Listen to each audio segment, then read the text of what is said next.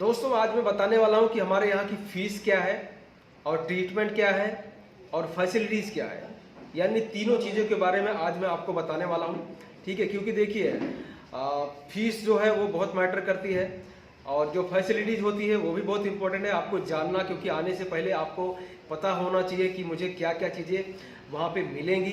ठीक है, और जो ट्रीटमेंट है, ट्रीटमेंट के बारे में भी जानना बहुत ज़रूरी है, क्योंकि देखिए आप बहुत सारे लोगों के सवाल होते हैं कि कैसे होगा, क्या करते हो आप। ठीक है, तो वो सारी चीज़ें मैं आज आपको शेयर करने वाला हूँ। ठीक है, तो सबसे पहले मैं बात करता हूँ ट्रीटमेंट के बारे में। ठीक, ट्रीटमेंट के बारे में अगर मैं बात करूँ तो यहाँ पर जो आपको थेरेपी दी जाती है, यानी ये एक न्यूरोथेरेपी है। ठीक है, ड्रग लेस यानी कि मेडिसिन लेस, कोई दवाई नहीं, कोई तरह का उपकरण नहीं, कोई ऑपरेशन नहीं। ठीक है, कोई चूरन नहीं, कुछ भी नहीं, सिर्फ आपके हाथ पैर पे पॉइंट्स प्रेशर देकर आपके अंदर के जो ऑर्गन्स हैं उनको स्टिमुलेट करते हैं और आपकी नाभि को सेट करते हैं। आपके आंतों में अगर सूजन है उसको ठीक करते हैं। खाया पिया आपको पचता नहीं है या पेट के अंदर HCl कम हो गया है तो HCl को भी नेचुरल तरीके से बढ़ाते हैं। आपके आंतों की जो सूजन है उसको भी नेचुरल तरीके से हम क्योर करते हैं। कॉन्स्टिपेशन हो गया है, आपका ब्लड बहुत ज़्यादा एसिडिक हो जाता है तो उसको जो है नेचुरल तरीके से आपके बॉडी का केमिकल हम बैलेंस करते हैं, यानी एसिड एल्कलाइन को बैलेंस करते हैं। ठीक है, तो ये सारी चीज़ें जितनी भी आपको प्रॉब्लम्स हो रही है, अगर IBS के सिम्टम्स आपको है, क्या कॉन्स्टिपेशन है या लूज मोशन है या फिर डायरिया है, कुछ भी प्रॉब्लम है तो उसको हम नेचुरल तरीके से ही क्योर करते हैं। ठीक है, ये चीज़ आपको समझ जाना चाहिए कि कोई भी दवाई का उपयोग नहीं है। और आपको बता देता हूँ कि IBS की कोई भी दवाई है ही नहीं। आप कभी भी मेरे को फ़ोन करके पूछते हो, मैसेज में पूछते हो किसी कोई दवाई भेज दो आप, या दवाई भेज दो मैं पैसे आपके खाते में डाल देता हूँ, तो मेरे भाई मैं आपको पहले बता देता हूँ कि इसकी कोई भी दवाई नहीं है, यानी IBS का कोई भी मेडिसिन नहीं है। क्यों? क्योंकि नाभि ज़्यादातर पेशेंट की खिसकी हुई रहती है और नाभि जब तक सेट नहीं होगी तब तक आपका IBS जिंदगी में कभी नहीं जाएगा, खाया पिया नहीं लगेगा। ठीक है, और नाभि एक बार में सेट क्यों नहीं होती है, कई बार आप सुबह में सेट कराते हैं शाम को हट जाती है। वो इसलिए होता है क्योंकि आपके आंतों में इन्फ्लामेशन हो चुका है, यानी कई महीनों से, कई सालों से अगर आपको ये बीमारी है तब आपको आंतों में सूजन और इन्फेक्शन दोनों हो जाता है। फिर आप दवाई खाओ या कुछ भी खाओ, ठीक है, आपके आंतों की सूजन ठीक नहीं होगी और दूसरा नाभि सेट नहीं होगी। सूजन रहेगा तब तक आपकी नाभि सेट नहीं होगी। तो हम थेरेपी से आपके आंतों की जो सूजन है उसको ठीक करते हैं। अगर कोलाइटिस है या गैस्ट्राइटिस है या फिर आपको छोटी आंत में इन्फेक्शन है या इन्फ्लामेशन है उसको ठीक करते हैं। नाभि खिसकी है उसको सेट करते हैं। तो ठीक है, जब तक सूजन नहीं ठीक होगा तब तक नाभि सेट नहीं होगा, और जब तक नाभि सेट नहीं होगा तब तक आपका IBS ठीक नहीं होगा। ये सारा कंडीशंस इसमें रहता है। ठीक है, तो हम इसको जो थेरेपी जो देते हैं, जो ट्रीटमेंट देते हैं, उसमें देखिए अगर IBS का पेशेंट होता है तो उसकी जो थेरेपी का जो सीटिंग होता है, एक सीटिंग जो होता है वो उसका जो ड्यूरेशन है लगभग 1 से सवा घंटे का हो जाता है। यानी कि उसके अंदर हम पूरा जब सिम्टम्स, जितने भी सिम्टम्स आ रहे होते हैं सारे सिम्टम्स को अगर हम कवर करते हैं और थेरेपी देते हैं तब कम से कम सवा घंटे की थेरेपी आपको दी जाती है एक टाइम में, और ऐसे ही शाम को भी देते हैं। यानी कि अगर आपको सुबह 9 बजे से 1 बजे के बीच में थेरेपी हो गई तो शाम को भी 3 बजे से 7 बजे के बीच में एक थेरेपी और आपको मिलेगा। यानी सवा घंटे सुबह, सवा घंटे शाम को 2 बार आपको थेरेपी दी जाती है। क्यों? क्योंकि आपको जल्दी ठीक करना चाहते हैं। ठीक, इसीलिए जो थेरेपी की जो ड्यूरेशन है लगभग सवा घंटे, हम आपके ऊपर बहुत मेहनत करते हैं। सुबह में आपको योगा भी करवाते हैं, नाभि आपकी हम सेट करते रहते हैं, देखते रहते हैं। देखिए हमको भी मालूम है कि जब तक सूजन पूरी तरह जाती नहीं है तब तक आपकी नाभि सेट नहीं होती है, लेकिन हम रोज़ कोशिश करते हैं कि रोज़ योगा जब कराने जाते हैं गार्डन में रोज़ नाभि सेट करते हैं। ठीक है, और जब नाभि वहाँ पे थोड़ा भी अगर नज़दीक आ गई तो आपको अच्छा फील होने लगता है, पेट भी अच्छे से साफ़ होने लगता है, आपकी थोड़ी एंजाइटी जो घबराहट रहती है, बेचैनी रहती है, वो थोड़ी सी रिड्यूस हो जाती है, कम हो जाती है। ठीक है। तो वो सारी चीज़ें हम करते करते करते करते आज जैसे आंतों की सूजन ठीक हो गई, खाया पिया लगने लगा, आपको पेट जो भारी होता था वो बंद हो गया, ब्लोटिंग जो होता था, ठीक है, गैस जो अंदर फंसा रहता था, गैस जो बहुत ज़्यादा निकलती थी वो सब कम हो गया, ठीक है, या पेट आपका पहले साफ़ नहीं होता था वो साफ़ होने लग गया। तो समझ लीजिए कि आप 90-95% ठीक हो गए, ठीक है। तो मैं ऐसा मानता हूँ कि अब जो है अगर आप 90% भी ठीक हो गए तो धीरे धीरे आपकी जो प्रॉब्लम्स है 4-5 महीने में निकल जाएगी। क्योंकि थेरेपी लेने के बाद भी मैं लोगों को योगा और डाइट रेकमेंड करता हूँ लगभग 5 महीने के लिए, ठीक है। वो कंपलसरी है करना, ठीक।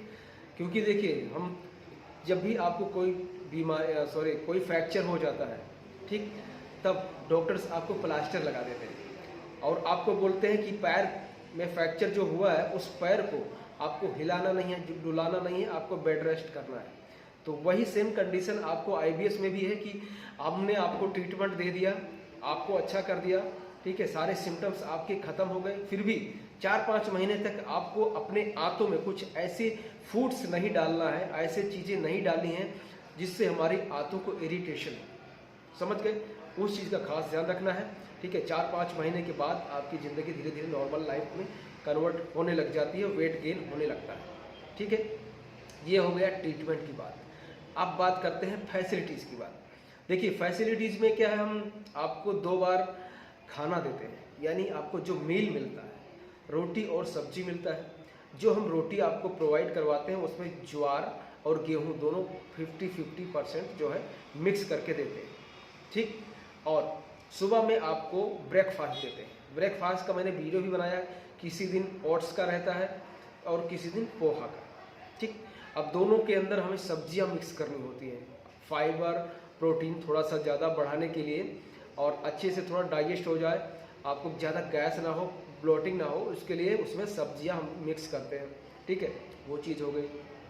रहने के लिए आपको रूम देते हैं। रूम्स ये जो होते हैं ये शेयरिंग रूम होता है। ऑलरेडी जो वहाँ पे पेशेंट रह रहे हैं, ट्रीटमेंट ले रहे हैं, अगर उनके बगल में, उनके बाजू में अगर सीट खाली है या बेड खाली है तो वहाँ पर आपको शिफ्ट किया जाता है। एक साथ में किसी में 2 पेशेंट रहते हैं, किसी में 3 पेशेंट रहते हैं। सबको पर्सनली हम अभी रूम्स प्रोवाइड नहीं करवा पाते क्योंकि फ़ीस इतनी ज़्यादा नहीं है, ठीक है, कि हम उसको एफोर्ड कर पाएँ। अभी भी फ़ीस जो हमारी चल रही है बहुत ही कम चल रही है। हम, ठीक है, थोड़ा सा अप्रैल या मार्च, मई अप्रैल के बाद में थोड़ा सा हमें इंक्रीज करना पड़ेगा क्योंकि जहाँ पे हम थेरेपी देते हैं वहाँ का रेंट और जहाँ पे आप लोग रहते हो वहाँ का रेंट प्लस जो मेंटेनेंस है वो बहुत ज़्यादा कॉस्टली हो गया है आजकल, और ये हर साल ये लोग बढ़ा देते हैं। तो हमें भी देखिए, अगर हमें पीछे से अगर जब भाड़ा इंक्रीज होगा या मेंटेनेंस ज़्यादा होगा तो हमें भी कहीं ना कहीं फीस में ही इंक्रीज करना पड़ता है, ठीक है।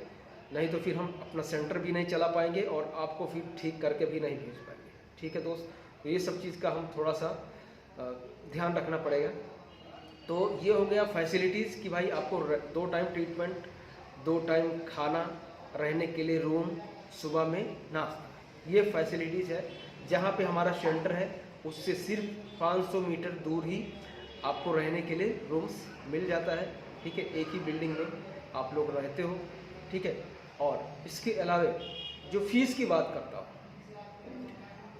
फीस के बारे में अगर मैं आपको बात करूँ तो वैसे पर डे के हिसाब से अभी जो चल रहा है वो 850 रुपया है एक दिन का।